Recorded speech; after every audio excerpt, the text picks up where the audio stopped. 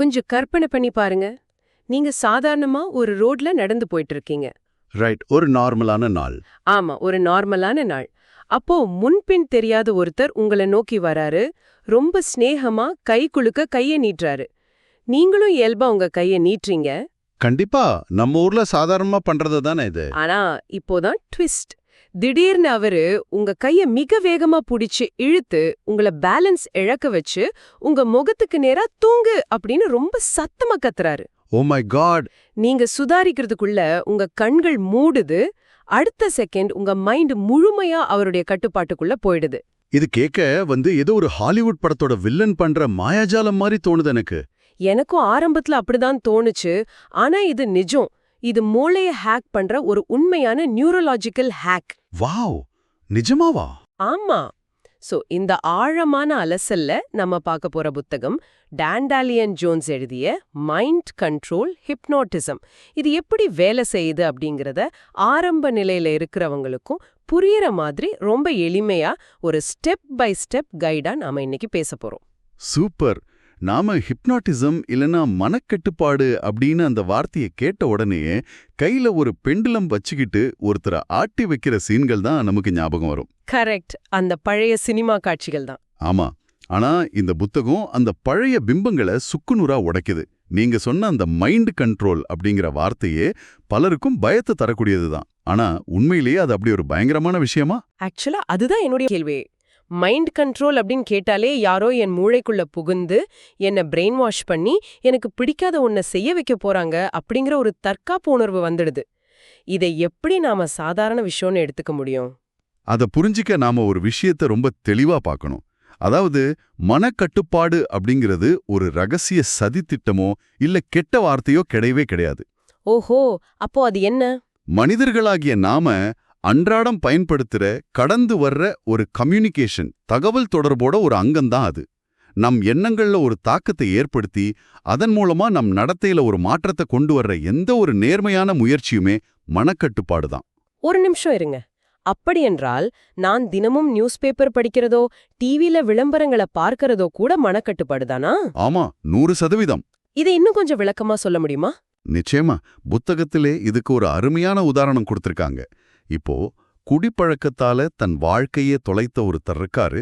அதை எப்படியாவது விடணும்னு நினைச்சு முதன்முறையா ஆல்கஹாலிக்ஸ் அனானிமஸ், அதாவது மது மீட்பு மைய கூட்டத்திற்கு போறாருன்னு வச்சுக்குவோம். சரி. அங்க பல மனிதர்கள் தங்களோட வழிகளையும் அதிலிருந்து எப்படி மீண்டாங்க அப்படிங்கறதையும் கண்ணீரோடு ஷேர் பண்றாங்க. அதை கேட்கிற அந்த நபருக்குள்ள ஒரு மிகப்பெரிய உணர்ச்சிகரமான மாற்றம் ஏற்படுது. கண்டிப்பா ஒரு எமோஷனல் இம்பாக்ட் இருக்கும். எக்ஸாக்ட்லி. அவரு எழுந்து நின்னு என் பேர் இது, நான் ஒரு புதிய மனிதன் அப்படின்னு அறிமுகம் செஞ்சுக்கிறாரு. இப்ப அங்க என்ன நடக்குது? ஒரு குறிப்பிட்ட சூழலை உருவாக்கி அந்த நபரோட மனதை மாற்றி அவருடைய பிஹேவியரை மாத்துறாங்க. ஆமா, அது ஒரு பாசிட்டிவ் மாற்றம் தான். கரெக்ட். ஆனா இதுவும் ஒரு வகையான மனக்கட்டுப்பாடு தான், பாத்தீங்களா? அதே போல சிகரெட் பழக்கத்தை விட நினைக்கிற ஒரு பெண் 20 நிமிடங்களில் ஹிப்னாட்டிசம் மூலம் புகைப்பழக்கத்தை நிறுத்துங்கள் அப்படின்னு ஒரு விளம்பரத்தை பார்த்துட்டு அதன்படி செயல்பட தூண்டப்படுறதும் மனக்கட்டுப்பாடு தான். அப்போ ஹிப்னோட்டிசம் அப்படிங்கிறது இதோட ஒரு தீவிரமான நீச்சி, அவ்வளவுதானா? ஆமா, அவ்வளவுதான். ஓஹோ, அப்படி என்றால் ஹிப்னோட்டிசம் அப்படிங்கிறது ஒருத்தரை தூங்க வைக்கிறது கிடையாதா? நான் இவ்ளோ நாள் அப்படிதான் நினைச்சிட்டு இருந்தேன். கிடையவே கிடையாது. அது தூக்க நிலை அல்ல. டாண்டாலியன் ஜோன்ஸ் இதுக்கு ஒரு மிக எளிமையான ஆனா ரொம்ப ஆழமான வரையறையை கொடுக்கறாரு. என்ன சொல்றாரு அவரு? அதாவது ஒரு அர்த்தமுள்ள அனுபவத்தை உருவாக்குவதற்காக வழங்கப்படும் பரிந்துரைகளை மிகச் சரியாக பின்பற்றுவது, இதுதான் ஹிப்னோட்டிசம். ஒரு அர்த்தமுள்ள அனுபவம். இதை நான் இப்படி புரிஞ்சுக்கலாமா? இப்போ நாம ஒரு தியேட்டர்ல உட்கார்ந்து ஒரு எமோஷனலான படம் பார்க்கறோம். அந்த படத்துல வர்ற கேரக்டர்ஸ் அழுறத பார்த்து நமக்கே அறியாம நாமும் அழுவோம். அங்க டைரக்டர் ஸ்கிரீன்ல காட்டுற உணர்வுகளை, அவர் கொடுக்கற அந்த சஜஷன்ஸை நாம அப்படியே ஃபாலோ பண்றதால வர்ற விளைவுதானா இது? சூப்பர், ரொம்ப கரெக்டா சொன்னீங்க. இதுல ஆச்சரியப்பட வேண்டிய விஷயம் என்னன்னா, மனிதர்களை வெறும் தகவல்கள் மாற்றுவதில்லை அப்படிங்கிறது தான். தகவல்கள் மாத்துறது இல்லையா? அதாவது இன்ஃபர்மேஷன் மட்டும் பத்தாதுன்னு சொல்றீங்களா? ஆமா. இப்போ உங்களுக்கு உடல் பருமன் இருக்கு, தினமும் எக்ஸசைஸ் பண்ணணும் அப்படிங்கிற தகவல் உங்களுக்கு தெரியும். புகைப்பிடிச்சா கேன்சர் வருங்கிற தகவல் ஒவ்வொரு சிகரெட் பாக்கெட்லயும் பெருசா போட்டிருக்காங்க. ஆமா, எல்லோருக்கும் தெரிஞ்ச விஷயம் தான் அது. ஆனா அந்த தகவல் மக்களை மாற்றுறது இல்லையே. எப்போ மனிதர்கள் ஒரு அர்த்தமுள்ள அனுபவத்தை அடையறாங்களோ அப்பதான் அவங்களோட நடத்தை மாறுது. ஆஹா, இப்ப புரியுது. ஹிப்னாட்டிசத்துல ஒரு நபர் எனக்கு வழங்கப்படும் பரிந்துரைகளை முழுமையா ஏத்துக்கிட்டு கற்பனையில ஒரு ஆழமான அனுபவத்தை உணரும்போது அவரோட மூளை அதை உண்மையான அனுபவமாகவே கருதி மாற்றங்களுக்கு தயாராகுது. ரொம்ப சுவாரஸ்யமா இருக்கு. ஆனா இங்க எனக்கு ஒரு பெரிய சந்தேகம் வருது. நிறைய பேரு என்னையெல்லாம் ஹிப்னாட்டிசம் செய்யவே முடியாதுப்பா, என் மனசு ரொம்ப ஸ்ட்ராங் அப்படின்னு சவால் விடுறத நம்ம கேட்டிருப்போம். ஆமா, நிறைய பேர் அப்படி சொல்லுவாங்க. புத்தகத்துல இத பத்தி என்ன சொல்றாங்க? நிஜமாவே எல்லோரையும் ஹிப்னாட்டிசம் செய்ய முடியுமா? உண்மையில ஹிப்னாட்டிசம் அப்படிங்கிறது நாம ராத்திரி தூங்குறதுக்கு சற்று முன்பு உணர்ற ஒரு இயற்கையான ரிலாக்ஸ்டான நிலைதான். அந்த டிரான்ஸ் ஸ்டேட்னு சொல்லுவோம்ல, அதுதான். ஓகே. சோ அடிப்படையில எல்லோரையும் ஹிப்னாட்டிசம் செய்ய முடியும். ஆனா சிலரை மட்டும் செய்ய முடியாதுன்னு ஆசிரியர் சொல்றாரு. அது யார் அந்த சிலர்? மூளை வளர்ச்சி குறைபாடு உள்ளவங்க, இல்லனா அதிகப்படியான மது, போதைப் பொருட்கள் தாக்கத்துல இருக்கிறவங்க. அப்புறம் ஹிப்னாட்டிசம் பத்தி முற்றிலும் தவறான புரிதல் வச்சுக்கிட்டு ஹிப்னாட்டிஸ்ட் சொல்றதுக்கு நேர்மாறாக நடந்துகிட்டு ஒத்துழைக்க மறுக்கிற முட்டாள்கள். முட்டாள்கள்னா வேணும்னே பிடிவாதம் பிடிக்கிறவங்க இல்லையா? ஆமா, இவங்கள தவிர மற்ற அனைவரையும் ரொம்ப ஈஸியா ஹிப்னாட்டிசம் செய்ய முடியும். சரி, இப்போ ரொம்ப முக்கியமான ஒரு இடத்துக்கு வரேன். படங்கள்ல காட்டுற மாதிரி ஒருத்தரை ஹிப்னாட்டிசம் செஞ்சு அவரோட சுய விருப்பத்துக்கு எதிரான விஷயங்களை செய்ய வைக்க முடியுமா? அதாவது அவரோட வில் பவருக்கு எதிரா செய்ய வைக்க முடியுமான்னு கேக்குறீங்க. ஆமா, ஒருத்தர் அவர் செய்ய விரும்பாத ஒரு காரியத்தை அவரோட மாண்புகளுக்கு எதிரான ஒரு செயலை செய்ய வைக்க முடியுமா? இந்த கேள்விக்கு ஆசிரியர் சொல்ற பதில் கொஞ்சம் அதிர்ச்சியானதுதான். மனிதர்களோட சுய விருப்பம் அல்லது வில் பவர் அப்படிங்கிறது நாம நினைக்கிற மாதிரி அத்தனை வலிமையானது கிடையாது. பெரும்பாலான மனிதர்களின் சுய விருப்பம் ரொம்ப ரொம்ப பலவீனமானதுதான் அப்படின்னு ஜோன்ஸ் சொல்றாரு. மனிதர்களுக்கு உண்மையிலேயே அத்தனை வலிமையான சுய விருப்பம் இருந்திருந்தா உலகத்துல சைக்காலஜிஸ்டுங்களோ கோச்சுகளோ ஏன் இந்த ஹிப்னோட்டிஸ்டுங்களோ தேவைப்பட்டிருக்க மாட்டாங்களே. இல்ல, ஒரு நிமிஷம் இருங்க. எனக்கு இதுல சுத்தமா உடன்பாடு இல்ல. நீங்க ஏன் சுய விருப்பம் பலவீனமானதுன்னு சொல்றீங்களா? நான் அப்படி சொல்ல வரல. நான் தினமும் காலையில 6 மணிக்கு கரெக்டா எந்திரிக்கிறேன். எனக்கு பிடிச்ச ஜங்க் ஃபுட் சாப்பிடாம டயட் கண்ட்ரோல் பண்றேன். அப்படி இருக்கும்போது ஏன் ஃப்ரீவில் ஒரு மாய நான் ரொம்ப பலவீனமானவன்னு நீங்க எப்படி சொல்ல முடியும்? நீங்க கேக்குறது மிக நியாயமான கேள்விதான். நான் உங்களோட அன்றாட ஒழுக்கத்தை பத்தி பேசல. அதை மீறிய ஒரு உளவியல் பொறிமுறைய, அதாவது ஒரு சைக்கலாஜிக்கல் மெக்கானிசத்தை பத்தி பேசுறேன். ஓகே, அப்போ அது எப்படி வேலை செய்யுது? ஒருத்தரோட சுய விருப்பம் பலவீனமானதுன்னா அதை பயன்படுத்தி எப்படி ஒருத்தரை செயல்பட வைக்கிறாங்க அப்படிங்கிறதுக்கு 2 உத்திகள் இருக்கு. முதலாவது டிரான்ஸ்ஃபரன்ஸ், அதாவது பரிமாற்றம். டிரான்ஸ்ஃபரன்ஸ் அப்படின்னா என்ன? ஹிப்னாட்டிசம் செய்யப்படுற நபர் அந்த ஹிப்னாட்டிஸ்ட் மேல ஒரு அதீத நம்பிக்கையோ அல்லது அவர் ஒரு தந்தை போன்றவரோ அப்படிங்கிற ஒரு ஃபீலிங்கை வளர்த்துக்குவாரு. அந்த நம்பிக்கையின் காரணமா அவர் சொல்றத அப்படியே கேட்கறது. ஓஹோ, ஒரு குரு சிஷ்யன் மாதிரி ஒரு எமோஷனல் பாண்ட். கரெக்ட். இரண்டாவது வேல்யூஸ் எலிசிடேஷன், அதாவது மதிப்புகளை வெளிப்படுத்துதல். பாதுகாப்பு, அங்கீகாரம், சுதந்திரம் அப்படின்னு சில ஆழமான ஆசைகள் வேல்யூஸ் இருக்கும். ஆமா, கண்டிப்பா இருக்கும். ஒரு நபர் சாதாரணமா செய்ய தயங்குற ஒரு செயலை அவருடைய அந்த ஆழ்ந்த ஆசையோட ஹிப்னாட்டிஸ்ட் கனெக்ட் பண்ணிடுவாரு. ஒரு கல்ட் லீடர் அல்லது ஒரு மோசடியான மத போதகரை நீங்க கற்பனை செஞ்சு பாருங்க.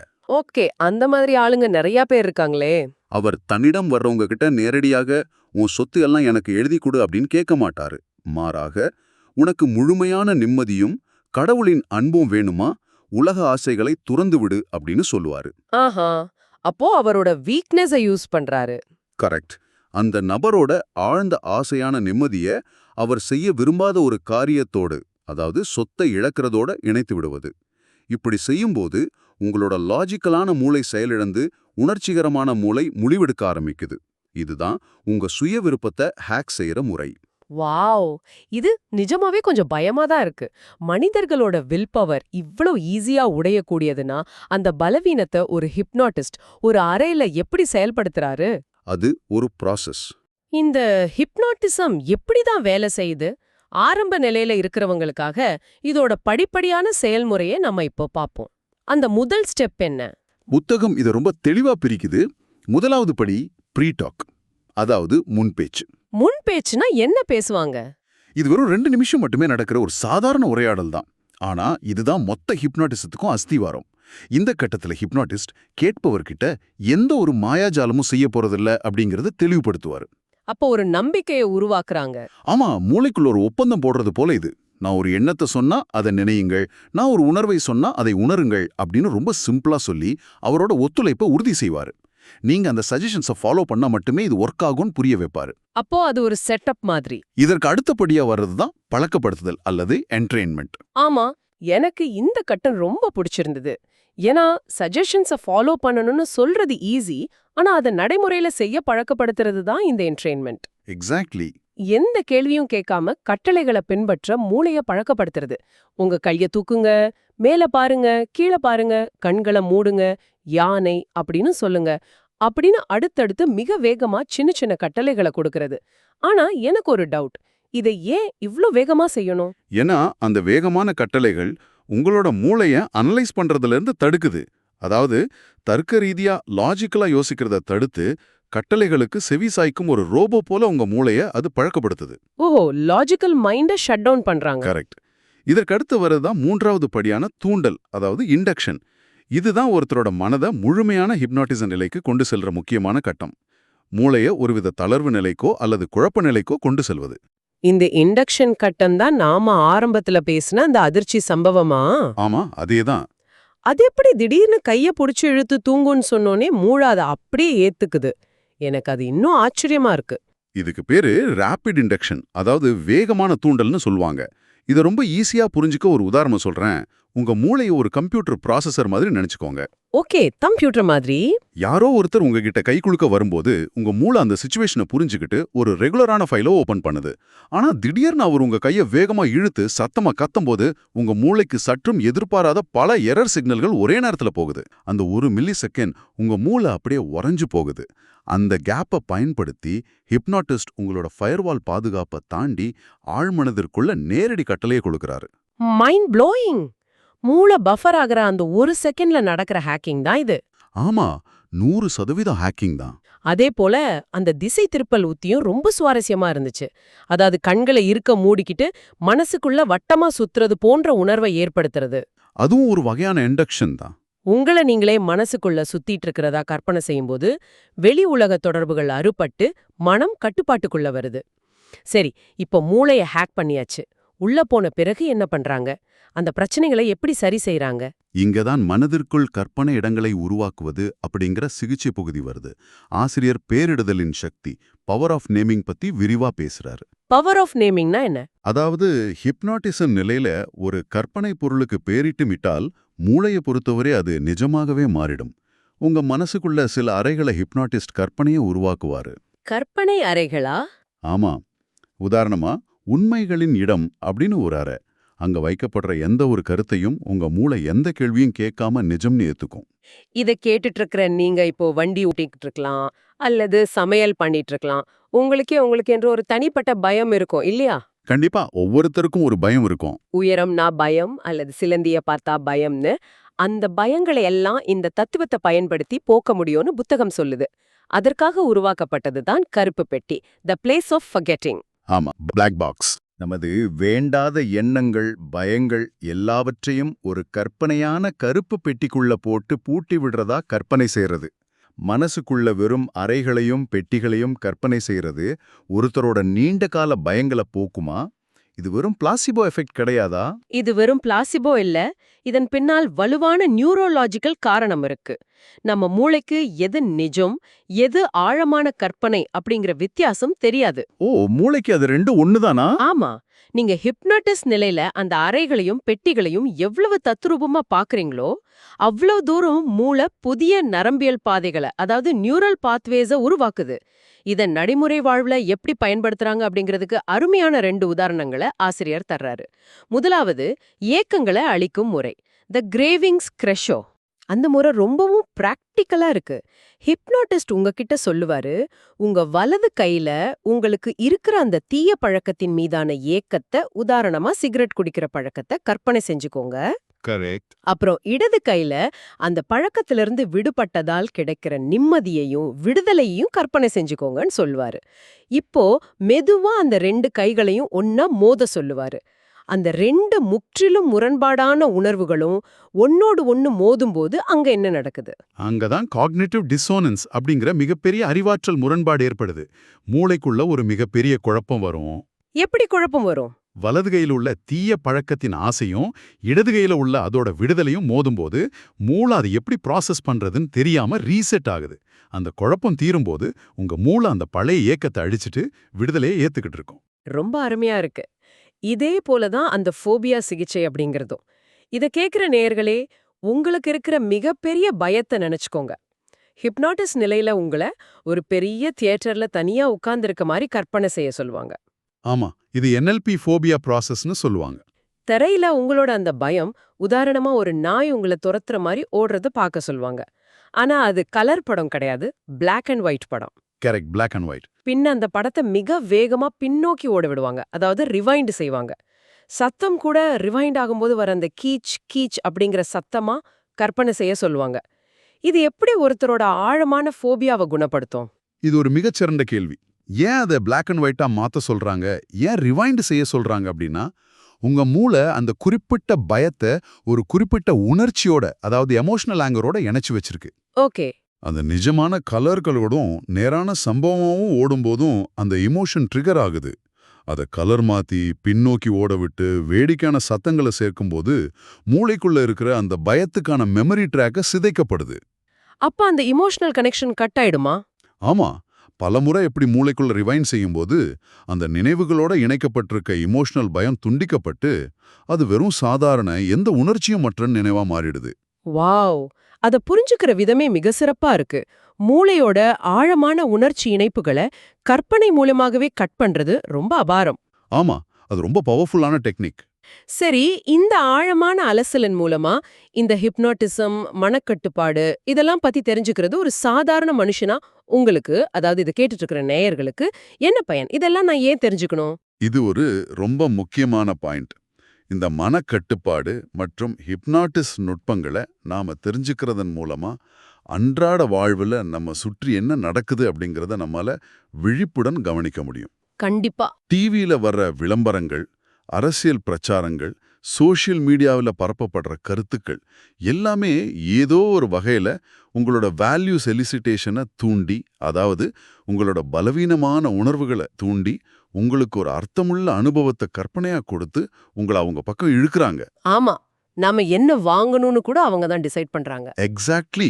நீங்க எந்த கடையில எந்த பொருளை வாங்கணும் அப்படிங்கறது முதற்கொண்டு தீர்மானிக்கிறாங்க. இந்த மெக்கானிசத்தை நீங்க புரிஞ்சுக்கிட்டீங்கன்னா உங்களை அறியாமலேயே தேவையற்ற விஷயங்களால நீங்க வழிநடத்தப்படுறத நீங்க தடுக்கலாம். கரெக்ட். நம் மனதை நம்ம கட்டுப்படுத்தலனா வேற யாரோ அதை தங்களோட தேவைக்காக கட்டுப்படுத்துவாங்க அப்படிங்கிறது ரொம்ப தெளிவா புரியுது.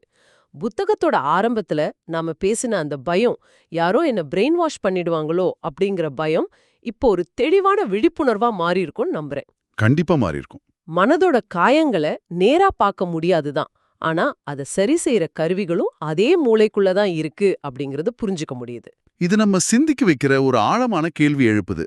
ஹிப்னோட்டிசம் அப்படிங்கிறது ஒருத்தரோட விழிப்புணர்வு குறைச்சு பரிந்துரைகளை ஏத்துக்க செய்யறதுன்னு பார்த்தோம். ஆமா, மனிதர்களோட சுய விருப்பம், அதாவது வில், இந்த அளவுக்கு சுலபமா ஹேக் செய்யப்படக்கூடியது அப்படின்னா நம்ம சுத்தி 24 மணி நேரமும் ஒழிச்சுக்கிட்டு இருக்கிற விளம்பரங்கள், அரசியல் சித்தாந்தங்கள், சோஷியல் மீடியா அல்காரிதம்கள் மற்றும் சமூகத்தோட தொடர்ச்சியான தாக்கங்களுக்கு மத்தியில நாம வாழும்போது நாம் எடுக்கிற முடிவுகள் உண்மையே நம்மளோடது தானா?